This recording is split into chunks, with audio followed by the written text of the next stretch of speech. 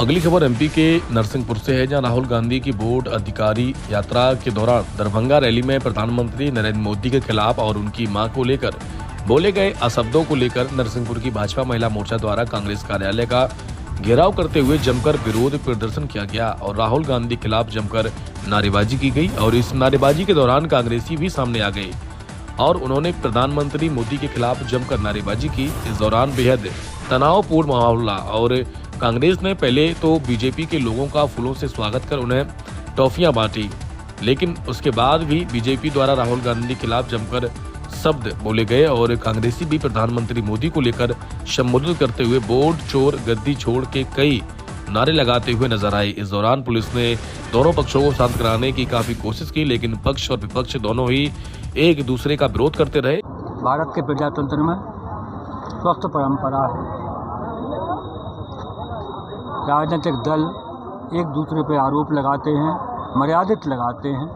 हमारी भारतीय संस्कृति में मातृशक्ति को देवी के रूप में पूजा गया है। तो हमारे यशस्वी प्रधानमंत्री नरेंद्र मोदी जी की माताजी का स्वर्गवास हो गया, ये बहुत निंदनीय है। उनके बारे में बोलना बहुत निंदनीय बात है।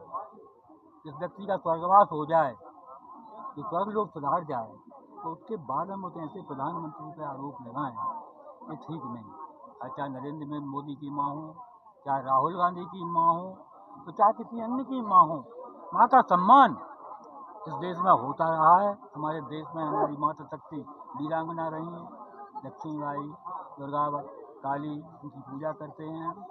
और उसके बाद इस तरह मातृशक्ति के खिलाफ राहुल गांधी बोल रहे हैं, उनकी मानसिकता कहीं ना कहीं खराब है। मैं तो ये कहता हूँ उनको अपना इलाज करवाना चाहिए। आप देखो, बोल रहे हैं चुनाव आयोग के खिलाफ फर्जी वोट डल रही है। अरे आप जीत जाते जहाँ फर्जी वोट नहीं डलती। पिछले विधानसभा चुनाव में मैं 7,000 वोट से हार गया। मैं कहूँ कि फर्जी वोट डली थी, मैं चुनाव हार गया। ऐसा नहीं है। प्रजातंत्र में वोट के आधार पर फैसला होता है, कुछ मतदान गिरता है, उसमें हार जीत होती है।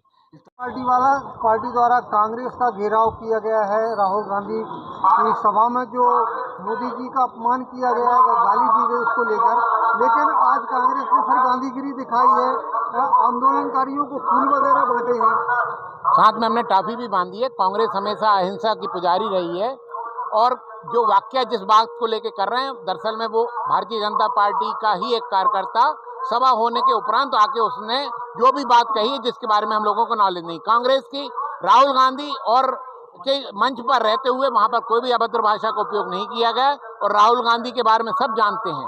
और भारतीय जनता पार्टी का क्या चरित्र है, राहुल गांधी वो व्यक्ति है जिसकी माँ के लिए लोगों ने न जाने क्या क्या कहा, करोड़ों की विधवा,